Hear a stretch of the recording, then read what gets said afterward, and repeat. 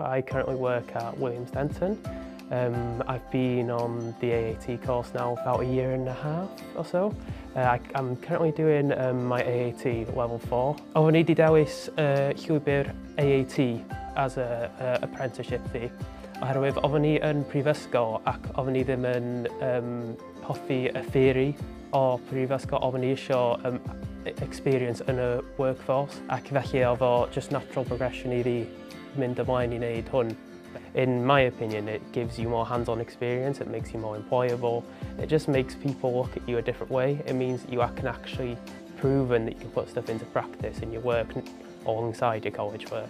I think you'd gain a lot more than just qualifications from an apprenticeship. I think you gain the actual hands-on experience, you gain the ability to work in a work environment. Os oedden ni deud I ffrind fi I wneud apprenticeship, fyddwn ni deud go for it.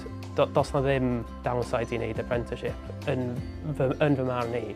Oherwydd, da chi gael gyd o experience, gyd o qualifications yn un lle. Once I complete my apprenticeship, I plan to really get the chartered status. The current course I'm on gives you a few exemptions from all the chartered status you want to go for, so it's a perfect lead up to it, and I gained exposure to the work life while having an apprenticeship, so I think it's perfect for me and I'd recommend it to anybody.